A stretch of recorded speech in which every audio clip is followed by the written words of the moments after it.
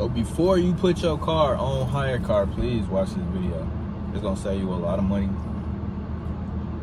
a lot of time, and a lot of stress. So back in January of 2022, I started renting my car out on Hyrecar. It sounded like a great idea, man. I watched a couple videos. I got exposed to, like, you know, just seeing different things. I wasn't able to put it on Turo because Turo only accepts vehicles that are 12 years old, and that's their max. The car that I had was an 07, and since the year was already passed, it made that car like maybe about 18 years old, so it didn't qualify. So Hyrecar was my next best option in order to bring in some income. So I put it on, I looked up Hyrecar, I looked up Zipcar, Zipcar, all of that different stuff. It was kind of, they wanted you to pay for different things and all that, and I'm like, nah, I don't want to do that. So Hyrecar was the next best option. It was like, you just put it on here, people rent it, you put the money in your account, all that. I'm like, all right, cool. I mean, you know what I'm saying? I looked at the different plans. It had like a good, better, and best plan of like coverage, of like, you know, getting into accidents, things that they will cover, all that stuff. Everything looked good. I'm like, all right, cool. I'll take a cut on my profit. I think I picked like the 73% plan. That means they keep like 35% or 30%, and they give you 70%. I'm like, all right, cool. Something is better than nothing. Sound like a good plan. So I put it on there in January, like January 3rd, I believe I had my first renter. So it was a lady, an older lady. She needed it because she said her car was in the shop. She just needed something temporary to drive around, just to get back and forth to work until her car got done. I'm like, all right, cool. So at least I know she's, you know, she got another car. And you know, she was pretty honest with me. So I just was like, all right, cool. I even dropped the car off to her. No charge, nothing. I was like, hey, I'll bring it to you. You're at work, so you'll have something to drive home, so she wouldn't have to get a ride from someone else. I was trying to be, you know, because these services are more off of like, you know, customer service. Like, you gotta try to appeal to them and make it comfortable for them so that they can continue to rent to you, continue to give you good reviews, all of that stuff. So I brought it to her. We exchanged, you know, up the keys. I had somebody come pick me up from the location, and I was like, all right, cool. Let's just hope it. I did get a tracking device. So I did, one thing that I forgot to mention is I had to pay someone to put a tracking device in the car because I didn't want to risk giving it to someone and them not returning it. So I did put a tracker in there. It had a GPS tracker. It links up to your phone, everything. If y'all want to purchase that, I'll put that in a link in the description below, so you can look that up if you're still interested in doing it. But beware.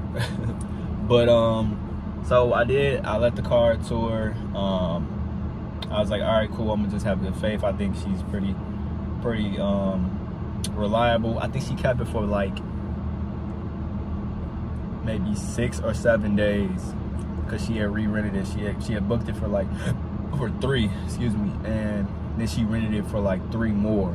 And I was like, all right, cool. I think the total on that, I'll have all the numbers and stuff on my computer, but I think the total ones I made like maybe $200 off of that trip in 7 days. And I was like, all right, you know, that's decent profit, because I think I was only charging like $35 a day, or no, at that time I think I was charging like $30, $32 a day, which I thought, you know, hey, that's what it's renting for. That's cool. Hyrecar took their little cut. They left me the rest. All right, cool. I saw $200 on my first trip. I'm like, all right, that's $200 that I didn't have, and my car would have been sitting. So I was okay with accepting that as, you know, a profit. Like, you know, all right, cool. What did I spend? I spent $200 on a tracker. I just got my tracker money back. Bam, she brought the car back. So the day that we was trying to pick up, I messaged her like, hey, where are you? Let's meet up somewhere so we can drop the car off. She's like, all right, cool. Then we met up at like a Dunkin' Donuts somewhere near my house. I had somebody drive me to that location so I could pick up the car. She's talking to me. She's like, yeah, the car was fine. Everything was good. I'm like, do you have any feedback? I'm trying to, you know, just try to build rapport with the people to see if they're going to rent it out again and to see what their concerns is, so the next person I can kind of, like, you know, figure that out. So she's like, no, everything was good, you know, car drive good. She's like, it really is a good car, because I made sure that the car was in perfect condition, just like I was driving it at one point. So I'm like, all right, cool. The minute that I open the door, I get in the car, because the lady's getting ready to pull off or whatever. I get in the car and it smells completely like cigarette smoke, like straight, like she was smoking Newports waiting for me to pull up. And I'm like, dang, like, you know, this is kind of like messed up. Like, I never said not to smoke in the car, but I didn't know that she was going to smoke in the car. So now I'm driving with the windows down, all the windows down, and the car smells like smoke. So now I got to try to rent this thing out to somebody else, and it's smelling like smoke. Good thing that this is the actual car, that it had leather seats, that where the smoke wasn't like, it wasn't stuck inside of it. So I just drove with the windows down. I left it down the night before. I cleaned it out, tried to spray some air freshener in there, all of that, like tried to get it out. But again, like, my kids are in the car. Like, when I'm not renting the car out, I'm, you know, picking my kids up, doing runs and all that other stuff. So that was really frustrating for me, because I was just like, dang, like, why does she have to smoke? So now in the listen, I'm like, no smoking. Like, even in the agreement that she signed, it literally said no smoking in there. But there was nothing that I could really do, because that's when I started reading the fine print in Hyrecar's thing. It was like, there was nothing saying, it was saying this agreement, but there was nothing to hold them accountable for breaking the agreement. It was only just like a precautionary thing. That was like strike number one. That was like the first thing that I was just like, all right, you know, when I read it said no smoking, but then when I looked at what was covered underneath the plan that I picked, smoking wasn't nowhere in there. It kind of said, like, if you get in an accident and the windshield breaks, we'll fix that. If you get into a car accident and the seat rips or something, the seat belt, we'll fix that. But if you're not in an accident and your windshield cracked from somebody driving it, we're not going to cover that. We're not going to cover this. And I'm like, you know, just reading it, because I read stuff for the hell of it. When I'm not doing shit, I like reading shit that, you know, it's just I like that like, I wanted to be an attorney when I was in school, but when I saw all of the legalities of it, I'm just like, what? I'm not gonna pay $72,000 to go and just learn about that. I could do that shit on my own. Anyways, so the nature of it was that shit wasn't covered. From her smoking in the car, from her leaving a little bit of crumbs and all that shit in there, that shit was not covered.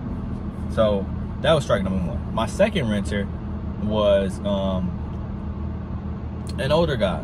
So I was like, all right, because you can see the people before you accept them, and you can see they got their profile picture, they give you their address, they tell you, they give you all of the information, and you can vet it out. I even look up their address to see where the car is going to be held at, so that I know that it's in a good area, to where, like, if the car is parked, ain't nobody gonna try to break into it, ain't nothing. Like, certain people that live in really, like, Inglewood and all of them messed up areas, I'm like, nah, I'm not accepting that, because I don't even want to, if I have to go repo this car, I don't want to have to go over there and do all of that.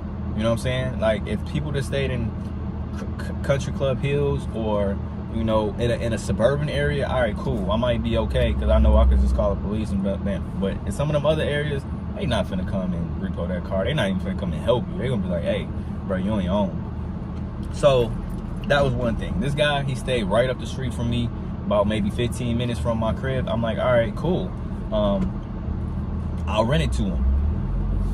So I approve him. He comes pick up the car. He tells me that, yeah, the last renter gave him a busted car, and it broke down on him, and he's trying to get a refund from that guy, so he needs another car to drive, because that car